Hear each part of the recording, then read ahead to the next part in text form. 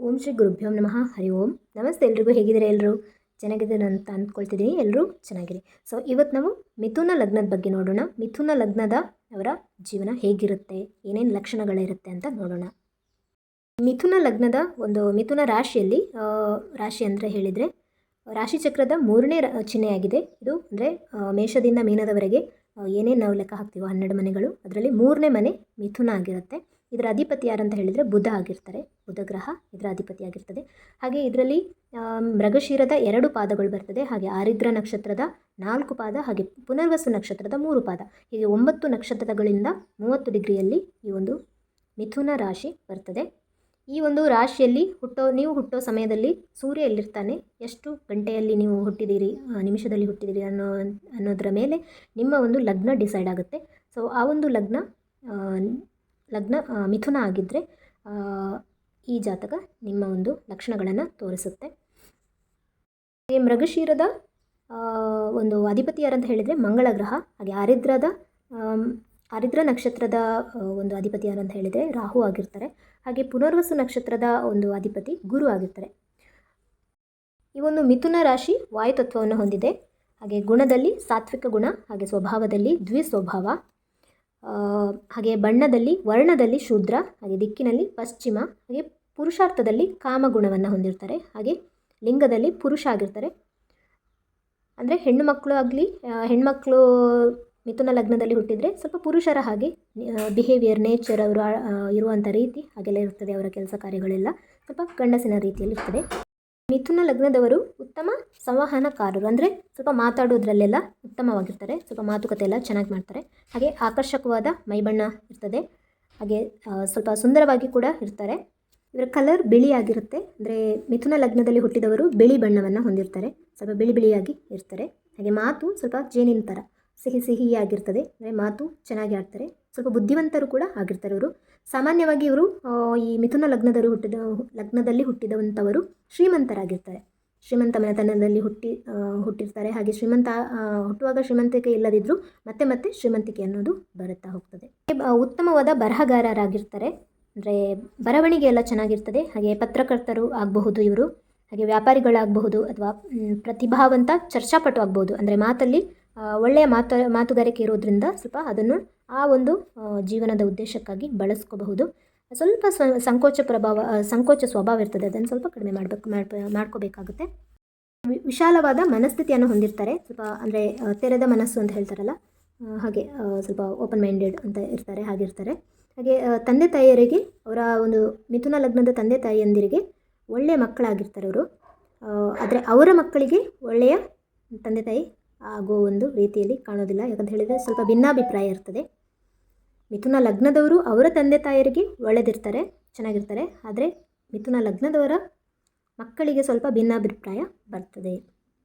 ಇವರ ಒಂದು ಹಾವಭಾವ ಆಗಲಿ, ವರ್ತನೆ ಆಗಲಿ ಎಲ್ಲ ಚೆನ್ನಾಗಿರ್ತದೆ. ಅಂದರೆ ವೆಲ್ ಬಿಹೇವ್ಡ್ ಅಂತ ಹೇಳ್ತಾರೆ. ವೆಲ್ ಬಿಹೇವ್ಡ್ ಪರ್ಸನಾಲಿಟಿ ಆ ಥರ ಚೆನ್ನಾಗಿ ಒಂದು ಫ್ರೆಂಡ್ಸ್ ಸರ್ಕಲಲ್ಲಿ ಮಾತಾಡೋದಿರಲಿ, ಹೊಂದ್ಕೊಳ್ಳೋದಿರಲಿ, ಇದೆಲ್ಲ ಚೆನ್ನಾಗಿರ್ತದೆ. ಸಿಚುವೇಶನ್ ಬಂದರೂ ಕೂಡ ನಿಭಾಯಿಸುವ ತಾಕತ್ತು, ಜಾಣ್ಮೆ, ಬುದ್ಧಿವಂತಿಕೆ ಎಲ್ಲ ಇವರ ಹತ್ರ ಇರ್ತದೆ. ಯಾಕಂತ ಹೇಳಿದರೆ ನಗ್ತಾ ಮಾತಾಡ್ತಾರೆ, ಎಲ್ಲವನ್ನು ಸಾಲ್ವ್ ಮಾಡ್ಕೊಳ್ತಾರೆ. ಅದು ಸ್ವಲ್ಪ ಮಕ್ಕಳಲ್ಲಿ ವಿಭಿನ್ನತೆ, ಅಂದರೆ ಭಿನ್ನವಾದ ಅಭಿಪ್ರಾಯ ಇದ್ದು ಒಮ್ಮೊಮ್ಮೆ ಡ್ಯುಯಲ್ ಮೈಂಡೆಡ್, ಅಂದರೆ ದ್ವಂದ್ವ ಮನಸ್ಥಿತಿ ಇರಬಹುದು. ಆಮೇಲೆ ಕೆಲವೊಮ್ಮೆ ಸಂಘರ್ಷ, ಅಂದರೆ ಸ್ವಲ್ಪ ಕಾನ್ಫ್ಲಿಕ್ಟ್ ಕ್ವಾಲಿಟೀಸ್ ಅಂತ ಹೇಳ್ತೀವಿ ಆ ಥರ ಒಂದು ಸ್ವಲ್ಪ ಸಂಘರ್ಷಗಳು ಇರ್ತದೆ. ಇದನ್ನು ಸ್ವಲ್ಪ ಮೇಂಟೈನ್ ಮಾಡಬೇಕಾಗುತ್ತೆ. ದೇಹದ ಲಕ್ಷಣ ಅಂತ ಹೇಳಿದರೆ ದೇಹ ಯಾವ ರೀತಿ ಕಾಣುತ್ತೆ ಅಂತ ಹೇಳಿದರೆ ಬಿಳಿಯಾಗಿರ್ತಾರೆ. ಹಾಗೆ ಸೊಂಟಕ್ಕಿಂತ ದೇಹದ ಬಗ್ಗೆ ಮೇಲಿನ ಭಾಗ ಸ್ವಲ್ಪ ಉದ್ದ ಶೇಪ್ ಆಗಿರ್ತದೆ. ಹಾಗೆ ಮುಖ ಮತ್ತು ಹೊಟ್ಟೆಯ ಭಾಗ ಸ್ವಲ್ಪ ಚಾಚಿಕೊಂಡಿರುವಂತೆ, ಅಂದರೆ ಸ್ವಲ್ಪ ಅಗಲವಾಗಿ ಶೇಪ್ ಸ್ವಲ್ಪ ಚೇಂಜ್ ಆಗಿರ್ತದೆ. ನಡೆಯುವಾಗ ತುಂಬ ಫಾಸ್ಟಾಗಿ ನಡೀತಾರೆ. ಅಂದರೆ ಇವರದೇ ಒಂದು ಸ್ಟೈಲ್ ಆಫ್ ವಾಕಿಂಗ್ ಅಂತ ಹೇಳ್ತಾರಲ್ಲ, ವಾಕಿಂಗ್ ಸ್ಟೈಲ್ ಸ್ವಲ್ಪ ಚೇಂಜ್, ಅಂದರೆ ಇವರದೇ ಒಂದು ಐಡೆಂಟಿಟಿ ಇರ್ತದೆ ಮಿಥುನ ಲಗ್ನದವರದು. ನಡೆಯುವಾಗ ಓಕೆ ಇವರು ನಡೆಯುವಾಗ ಏನೋ ಒಂದು ಸ್ಟೈಲಾಗಿ ಕಾಣ್ತಾರೆ ಅಂತ ಈ ರೀತಿ ಒಂದು ಭಾಸ ಆಗುವ ರೀತಿ ಮಿಥುನ ಲಗ್ನದವರು ಇರ್ತಾರೆ. ಮಿಥುನ ಲಗ್ನದವರು ಹೇಗಿರ್ತಾರೆ ಅಂತ ಹೇಳಿದರೆ, ಈ ಮಿಥುನ ರಾಶಿ ಅಂತ ಹೇಳಿದ್ರೆ ಮಹಾವಿಷ್ಣುವಿಗೆ ಸಂಬಂಧಪಟ್ಟಂಥದ್ದು. ಅಂದರೆ ಮೋಹಿನಿಯ ಅವತಾರವನ್ನು ಹೋಲ್ತದೆ ಇದು.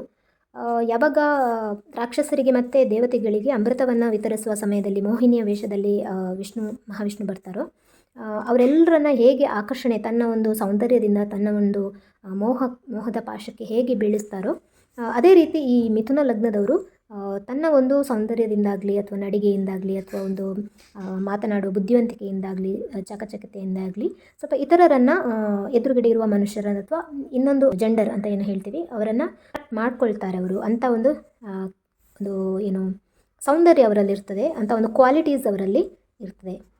ಹಾಗೆ ಇವರು ಸೌಂದರ್ಯವನ್ನು ಯಾವಾಗಲೂ ಬಿಟ್ಕೊಡೋದಿಲ್ಲ, ಸೌಂದರ್ಯ ಪ್ರಿಯರೂ ಆಗಿರ್ತಾರೆ. ಸ್ವಲ್ಪ ಡ್ರೆಸ್ಸಿಂಗ್ ಸೆನ್ಸ್ ಇವರಿಗೆ ಜಾಸ್ತಿ ಇರ್ತದೆ. ಹಾಗೆ ಅವರ ಒಂದು ವಯಸ್ಸಿಗಿಂತ ಅವರು ಯಾವಾಗಲೂ ಸಣ್ಣವರಾಗೆ ಕಾಣ್ತಾರೆ.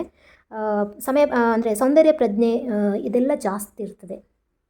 ಹಾಗೆ ಈ ಮಿಥುನ ಲಗ್ನದವರು ವಾದ ಮಾಡೋದ್ರಲ್ಲಿ ಎತ್ತಿದ ಕೈ ಅಂತಲೇ ಹೇಳ್ಬೋದು. ಸ್ವಲ್ಪ ವಾದ ಮಾಡ್ತಾರೆ.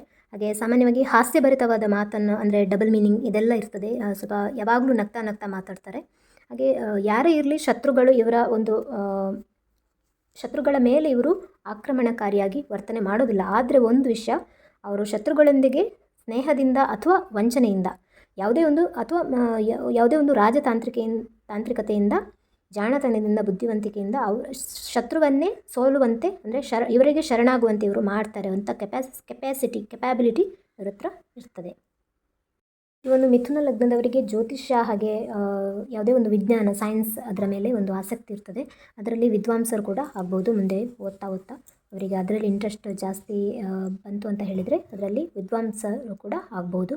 ಹಾಗೆ ಉದ್ಯೋಗ ಯಾವ ರೀತಿ ಇರ್ತದೆ ಅಂತ ಹೇಳಿದರೆ ಬುದ್ಧಿಶಕ್ತಿ ಮತ್ತು ಮಾತಿಗೆ ಸಂಬಂಧಪಟ್ಟಂತಹ ಕೆಲಸ ಇವರದ್ದಾಗಿರ್ತದೆ. ಅಂದರೆ ಕೆಲವೊಂದು ಕಾರ್ಟೂನ್ಸ್ಗಳನ್ನು ಎಡಿಟ್ ಮಾಡುವಂಥದ್ದಾಗಿರ್ಬೋದು, ಮ್ಯಾಗ್ಝಿನ್ಸ್ ಇದರಲ್ಲಿ ಕೆಲಸ ಆಗಿರ್ಬೋದು, ಅಥವಾ ನ್ಯೂಸ್ ಪೇಪರ್ ಇರುತ್ತಲ್ಲ ಅದರಲ್ಲಿ ಕೆಲಸ ಮಾಡುವಂತಾಗಿರ್ಬೋದು, ಅಥವಾ ಸೆಕ್ರೆಟರಿ ಆಗಿರಬಹುದು, ಅಥವಾ ಪೋಸ್ಟಲ್ ಡಿಪಾರ್ಟ್ಮೆಂಟ್ ಇಂಥ ಎಲ್ಲ ಕೆಲಸಗಳಲ್ಲಿ ಇವರು ಇರ್ಬೋದು. ಇವರೊಂದು ಕೆಲಸ ಮಾಡ್ತಾ ಇರ್ಬೋದು. ಮಾತು ಮತ್ತು ಬುದ್ಧಿಶಕ್ತಿ ಎರಡೂ ಕೂಡ ಯೂಸ್ ಆಗುವಂಥ ಕೆಲಸಗಳನ್ನು ಮಾಡ್ತಾ ಇರ್ಬೋದು. ಇವರಿಗೆ ಕಾಯಿಲೆ ಏನು ಬರ್ಬೋದು ಅಂತ ಹೇಳಿದರೆ ಒಂದು ಶ್ವಾಸನಾಳದ ಸಮಸ್ಯೆ ಅಥವಾ ಹೊಟ್ಟೆಗೆ ಸಂಬಂಧಪಟ್ಟಂತಹ ಸಮಸ್ಯೆ ಅಥವಾ ಕ್ಷಯರೋಗ ಅಥವಾ ಒಂದು ಭುಜ ಕೈಗಳು ಈಗ ಕೈಗಳಿರುತ್ತಲ್ಲ ಕೈಗಳು ಅಥವಾ ಭುಜ ಶ್ವಾಸಕೋಶ ಇಂಥ ಒಂದು ಕಡೆಗಳಲ್ಲಿ ಸ್ವಲ್ಪ ಮ್ಯೂಕಸ್ ಅಂತಹ ಲೋಳೆ ಥರಂತಹ ಒಂದು ಶೀತಕ್ಕೆ ಸಂಬಂಧಪಟ್ಟಂತಹ ಸಮಸ್ಯೆಗಳಿಂದ ಬಾಧೆ ಪಡ್ಬೋದು. ಅಥವಾ ಕ್ಷಯರೋಗ ಇಂಥದ್ದೆಲ್ಲ ಸಮಸ್ಯೆಗಳು ಬರಬಹುದು. ಹಾಗೆ ಇಂಥ ಅನಾರೋಗ್ಯಗಳನ್ನು ಅನುಭವಿಸಬೇಕಾಗಿ ಬರಬಹುದು. ಹಾಗೆ ಇದಕ್ಕೆ ಸ್ವಲ್ಪ ಜಾಗರೂಕರಾಗಿರಬೇಕು.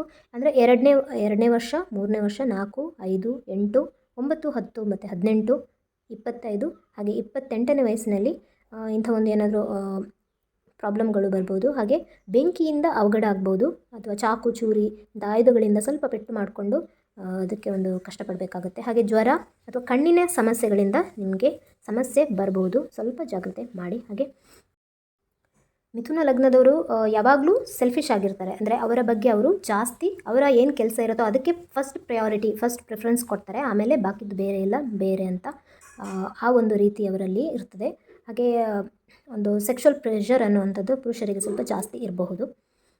ಇವರ ಆಯುಷ್ಯ 75 ವರ್ಷದ ತನಕ ಇರ್ತದೆ. ಎಲ್ಲರೂ ಆರೋಗ್ಯವನ್ನು ಕಾಪಾಡಿಕೊಳ್ಳಿ. ಹಾಗೆ ಎಲ್ಲ ಮಿಥುನ ಲಗ್ನದವರಿಗೆ ನಿಮ್ಮ ಇಷ್ಟಾರ್ಥ ಸಿದ್ಧಿಯಾಗಲಿ, ಹಾಗೆ ಐಶ್ವರ್ಯಗಳು ಪ್ರಾಪ್ತಿಯಾಗಲಿ. ಯಾರೆಲ್ಲ ಈ ವಿಡಿಯೋಸ್ ನೋಡ್ತಾ ಇದ್ದೀರಾ, ನೀವೆಲ್ಲ ವಿಡಿಯೋಸ್ ಸಬ್ಸ್ಕ್ರೈಬ್ ಮಾಡದೇ ಇದ್ದರೆ ಸಬ್ಸ್ಕ್ರೈಬ್ ಮಾಡ್ಕೊಂಡು ನೋಡಿ. ಹಾಗೆ ಅದಕ್ಕೆ ಯಾವುದೇ ಚಾರ್ಜಸ್ ಆಗೋದಿಲ್ಲ. ನಮಗೆ ಮೋಟಿವೇಶನ್ ಆಗ್ತದೆ ವೀಡಿಯೋಸನ್ನು ಜಾಸ್ತಿ ಮಾಡಲಿಕ್ಕೆ, ಹಾಗೆ ಜಾಸ್ತಿ ಅಪ್ಲೋಡ್ ಮಾಡಲಿಕ್ಕೆ. ಹಾಗೆ ಯಾರೆಲ್ಲ ಮಿಥುನ ಲಗ್ನ ಇದ್ದಾರೆ ಅವರಿಗೆಲ್ಲ ಶೇರ್ ಮಾಡಿ. ಹಾಗೆ ಏನಾದರೂ ನಿಮ್ಮ ಪ್ರಶ್ನೆಗಳಿದ್ದರೆ ಕಮೆಂಟಲ್ಲಿ ಕೇಳಿ.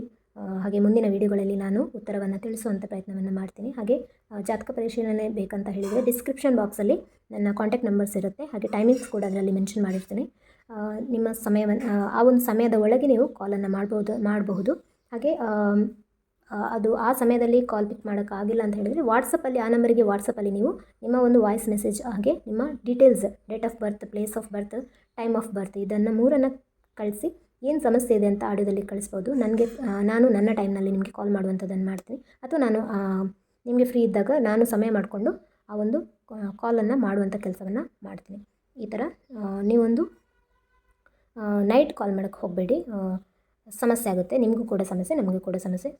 ಸೊ ಈ ರೀತಿ ನನ್ನ ಒಂದು ವಿಡಿಯೋಗಳನ್ನು ಆದಷ್ಟು ಶೇರ್ ಮಾಡಿ, ಹಾಗೆ ಲೈಕ್ ಮಾಡಿ, ಹಾಗೆ ಕಮೆಂಟ್ಸ್ ಏನಾದರೂ ಇದ್ದರೆ ಹಾಕಿ ಅಂತ ಹೇಳ್ತಾ ಇವತ್ತಿನ ಎಪಿಸೋಡನ್ನು ಇಲ್ಲಿಗೆ ಮುಗಿಸ್ತೀನಿ. ಎಲ್ರಿಗೂ ಒಳ್ಳೆಯದಾಗಲಿ. ಸರ್ವೇ ಜನ ಸುಖಿನೋ ಭವಂತು. ಸಮಸ್ತ ಸನ್ಮಂಗಳಾನಿ ಭವಂತು. ಧನ್ಯವಾದಗಳು.